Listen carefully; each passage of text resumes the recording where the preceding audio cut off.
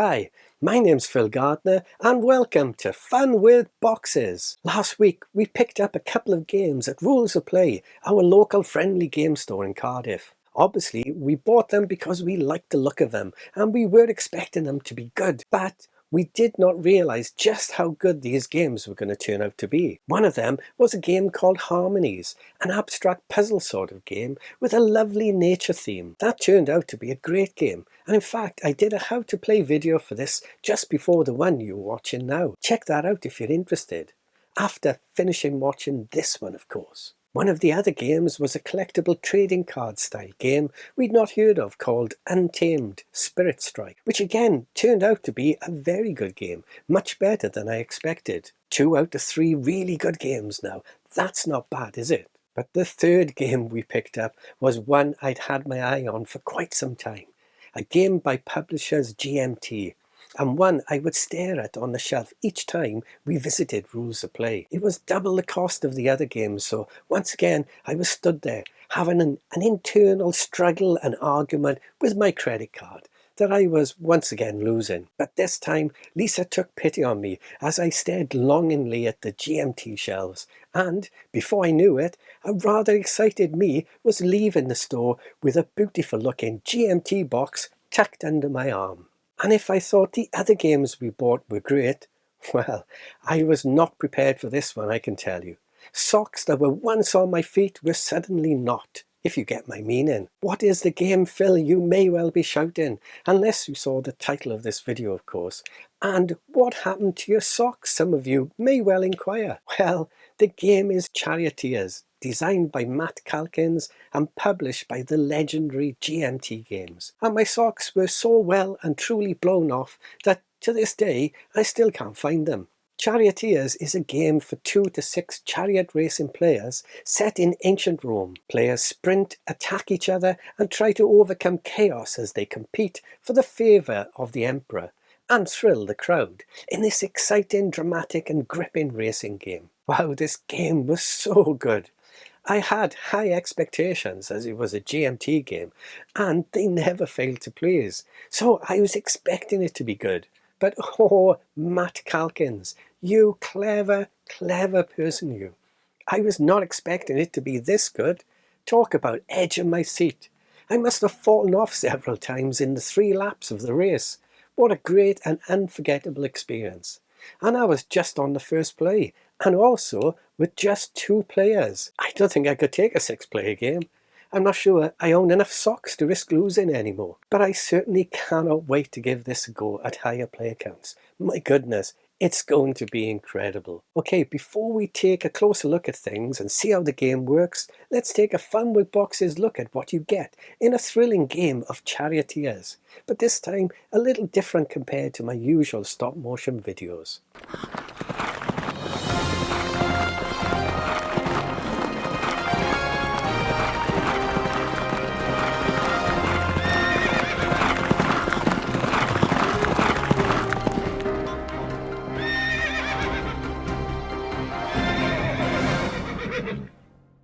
Charioteer is a strategic racing game that rather impressively plays in an action-packed hour, with each player controlling a chariot racing in the Circus Maximus of ancient Rome. Players race their chariots using a card-based simultaneous move selection, where the type of move and the timing of the move are critical. Each movement is determined by combining sets of cards. The more coloured icons that are combined, the more powerful the movement and action. Indeed, the move may prove to be so powerful that it incites the crowd, winning the support of more fans whose screams and cheers will spur you on. Will you combine green to perform a sprint move, or red to move and attack and damage your competitors' chariots? Or will you have to combine yellow to try to recover damage done to your own chariot, while still moving forward? Or will you need to use the slower black combinations that, although slower, will help you to corner more effectively? As players perform their moves, they start to learn and develop their skills, and with practice, nearing the end of the race, they may well develop certain skills over others to become far more effective in their moves. As everyone races to the finish line, players will use the crowd to cheer them on and boost their actions, and try to impress the ever-changing and ever-demanding emperor, who on one hand will encourage the development of certain player skills, to only then throw obstacles in players' way in the next breath, attacking all the players on a whim. Can you impress the wild crowd and the fluctuating demands of the Emperor, and keep your chariot on track and in one piece, and get it over the finish line to claim glory in ancient Rome? Well, let's set up a game and find out, shall we? Setup. Setup is very straightforward. Let me take you through it now. Place the two game boards together to form the impressive Circus Maximus, and place the lap counter here, setting it to lap 1.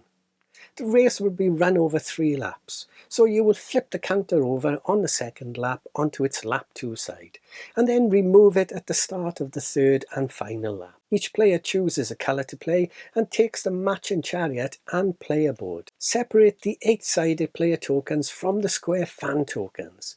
The player tokens look like this. Give each player a set of 5 of these tokens, one of each of the 5 different types. Players will place these standing on an edge with the printed side facing them, and the plain white side facing the other players to keep them hidden. Put any unused player tokens back into the box. Next, place all the square fan tokens into the bag provided. Place the damage cubes in a pile near the board, and then take the skill markers and give each player a set of 4 colours: green, red, yellow and black. These represent the 4 move types in the game. Place any remaining markers back into the box. Separate the cards into 2 decks, the small 24 skill card deck and the large 147 Charioteer card deck. Shuffle up the skills cards and deal 1 to each player.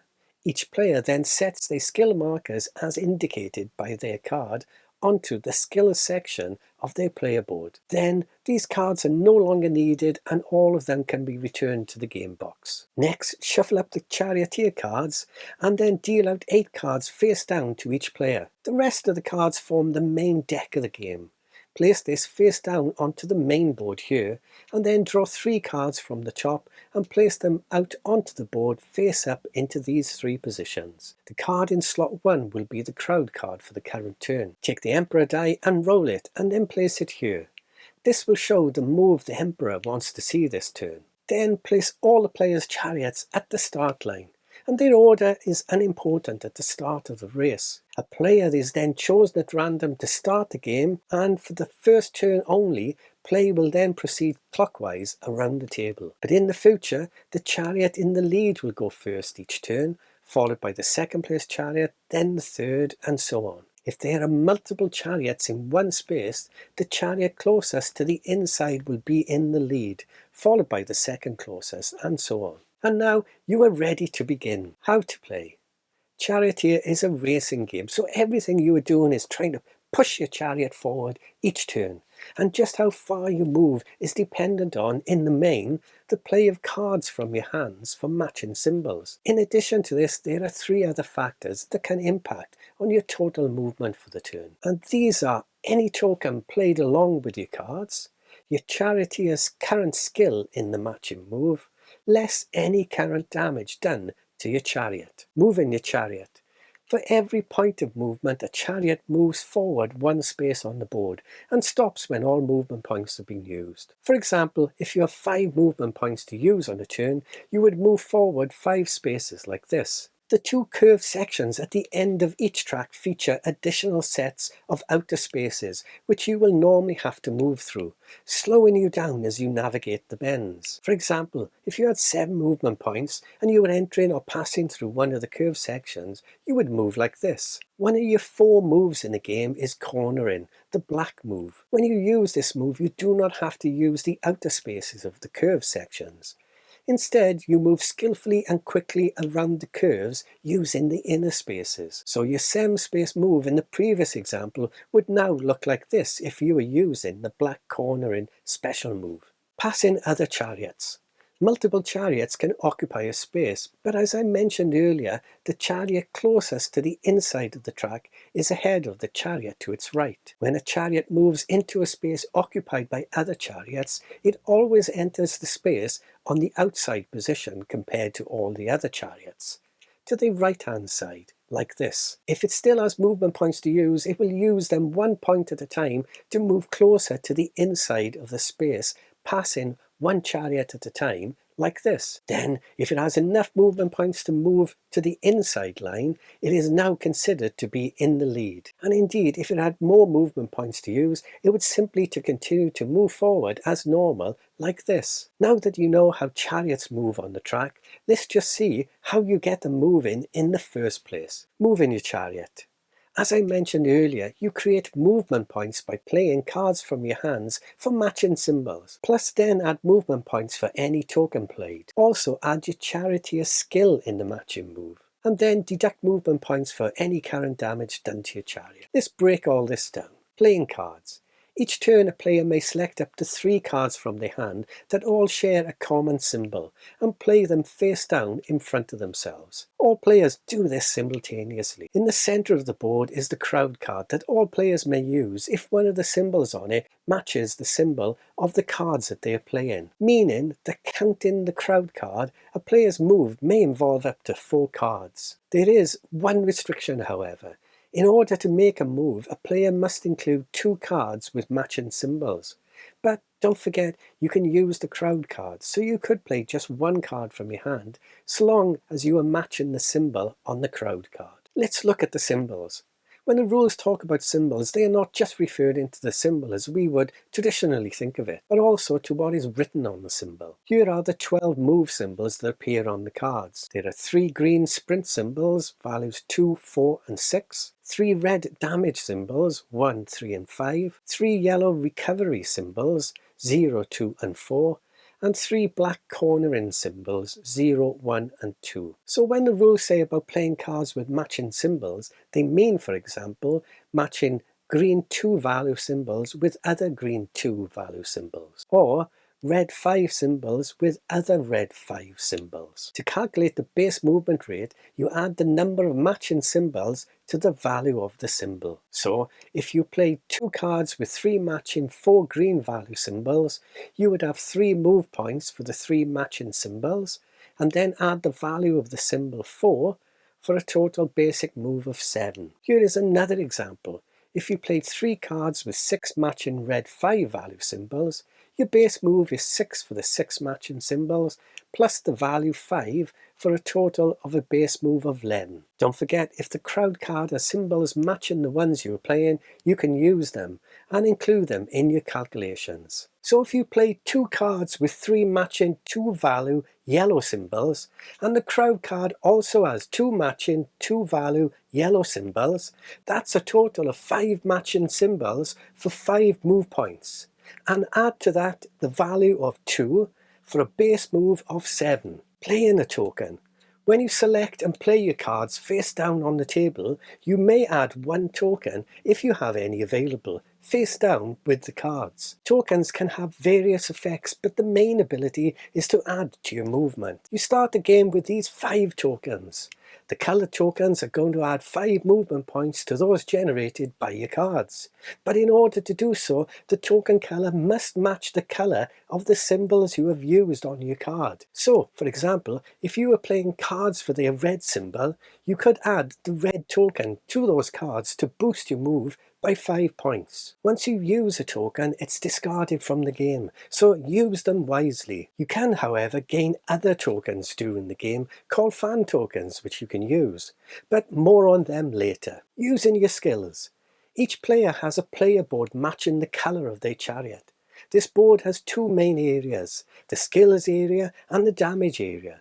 We'll look at the damage area in a moment. The skills track on the player board measures the player's abilities in each of the 4 moves. During setup, each player was given a card and placed their skill markers on their board. The marker at the top is the move that they are more skilled in, and the one at the bottom, the one they are least skilled in. Every time a player performs a move, they advance their skills marker to the next space on their board. So if a player made a red move, for example, they would advance their red marker into the next space. I found that it was easy to forget to do this, especially with all the exciting racing going on around you. So try and make sure you remember to do this. After every move, advance your skills marker in that move's colour. Don't forget. There is a potential additional skill bonus to add. if the colour of the move matches the colour of the Emperor's die that round. Then you advance the marker forward an additional space. Be careful with your skills marker. The rules do not, I feel, make this clear, but the markers follow a path on your player board marked by arrows. If I take the markers off the board for a moment, you will see all the arrows. A marker at the bottom has to move up the spaces to the top before it then advances across the middle of the skill board space by space, whereas the top marker at the beginning will immediately start to move across your player board. This was not immediately clear to me, and I could imagine people simply sliding all their markers across the board rather than following the arrow path up and then across as the markers cover the arrows, and people may miss them. You will see on the middle skills part of the board that there is a +1 in the central portion. When a player makes a move by playing their cards, they will add to that move the skill value bonus shown on their player board for where their matching colour skill token is. Any markers in the middle area here will give a +1 movement point bonus. And once a marker moves all the way to the right, it will move to the bottommost available space, the +3 space, and then will not move for the rest of the game. This means that the first colour marker to get to this position will give a +3 bonus for the rest of the game. The next marker to move to this position will take the next available space, the +5 bonus space, and again, never move, and so on. So 2 things to remember here. The first is to check to see where your marker is to see if you have a bonus to your movement. And secondly, after you perform a move, always remember to increase that move skill marker by 1 space, unless of course it has already moved on to the far right spaces. Damage. Lastly, we come to the last adjustment to your movement, and that is a negative effect for any damage your chariot has sustained in the race so far. For every damage cube in your chariot's damage box, you reduce your movement points by 1. So, just to recap, your total movement points for your turn will be points from played cards, plus points from a played token, plus that movement skill modifier, minus points of cubes of damage. The result is how many spaces your chariot can move that turn. Movement colours.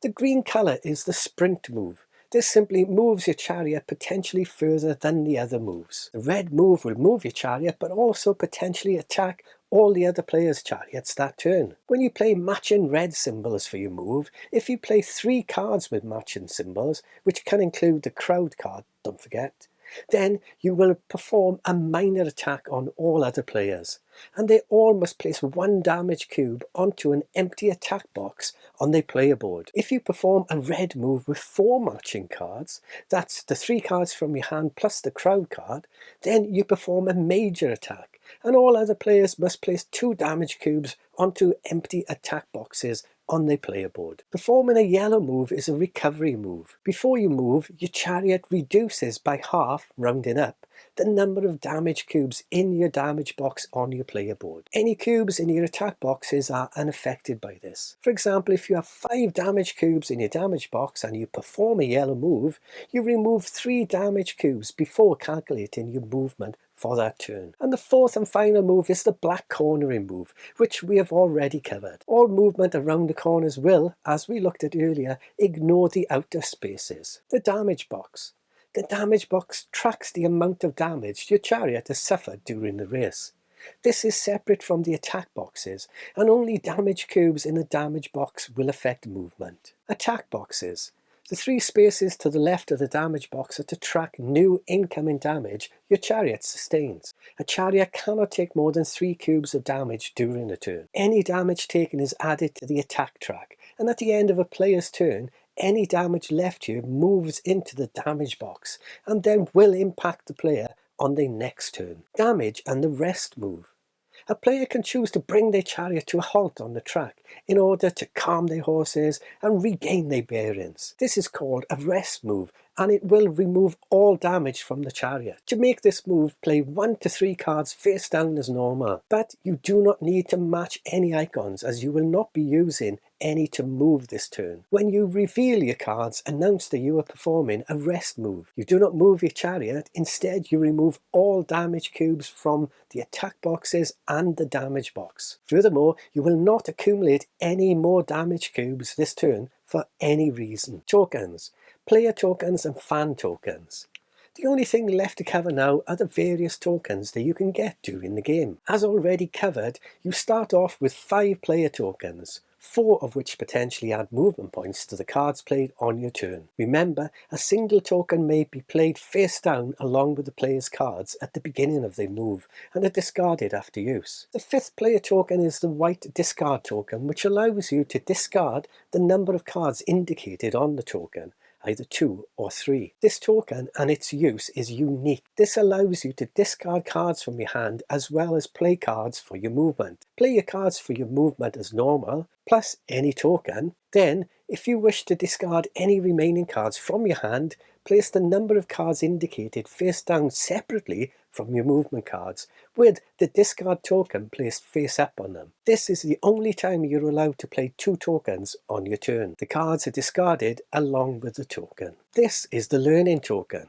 When played, after you make your move and advance the corresponding movement skill marker, you move that skills marker an additional step. This is in addition to the Emperor's Die bonus if applicable. And remember, once the marker enters the rightmost box, it never moves again. Here is the recovery token. Playing this with a move will reduce your damage by half rounded up. This affects only cubes in your damage box. The shield token.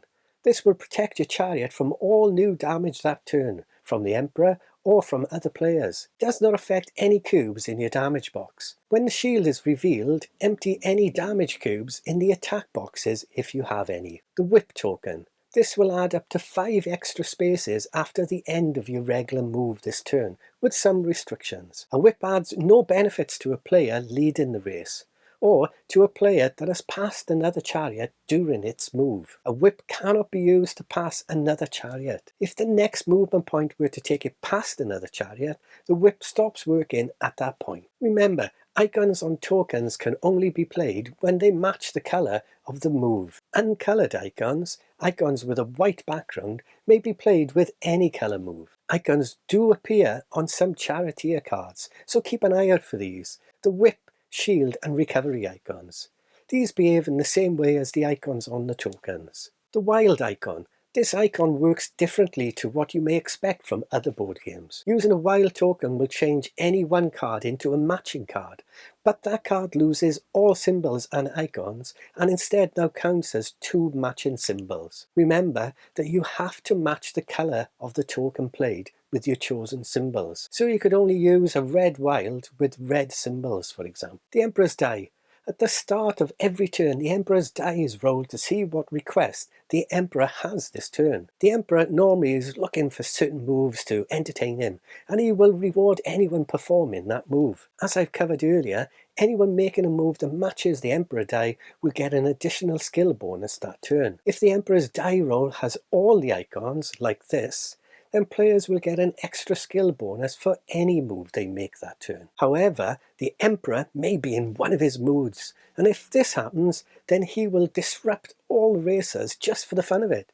He will incite the crowd to throw things onto the track, make noise, scare the horses, anything to try to disrupt the race. At the start of a turn, if this is shown on the Emperor die, then, dependent on the number of players, a number of damage cubes are added to players' attack boxes, according to this table. So, if playing with 2 players, every player adds 3 cubes to their attack boxes.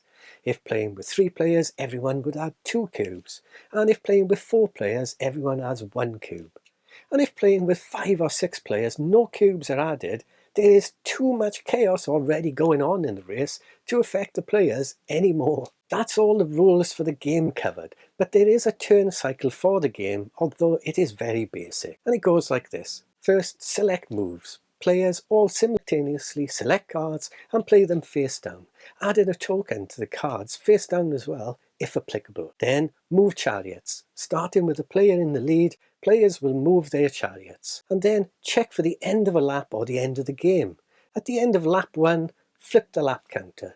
At the end of lap 2, remove the lap counter. And at the end of lap 3 the game ends. And the last part of the phases is set up the next turn. If you still have laps remaining, then at the end of the turn discard all cards and tokens played. Move any damage cubes in the attack boxes into the damage box. And then all players draw cards back up to 8 cards in hand. Discard the crowd card and slide the remaining 2 cards across, drawing a new card face up and placing it in slot 3. Finally, you re-roll the Emperor's die. When the draw pile runs out, shuffle a discard pile to make a new deck.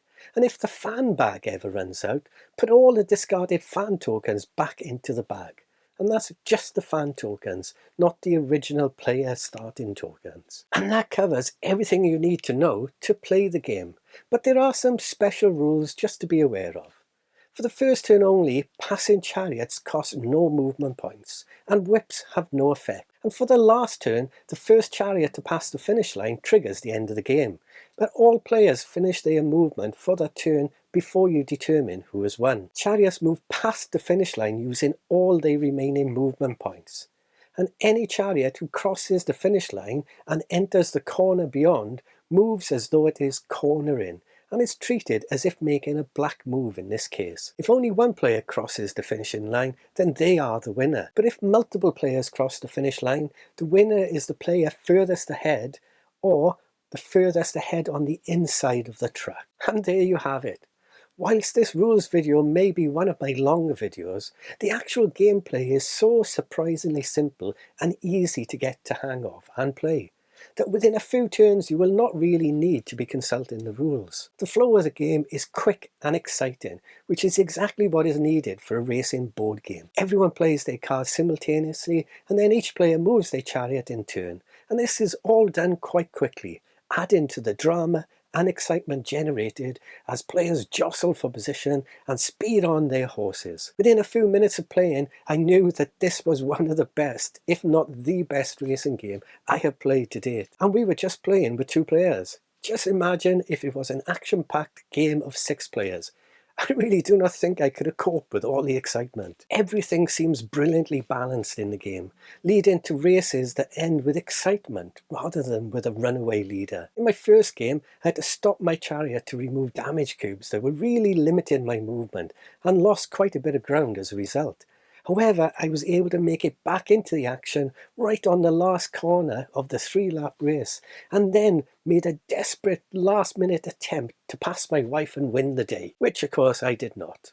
But oh my, what a fantastic, brilliant, exciting race. I've never lost a game but felt like I won like this before.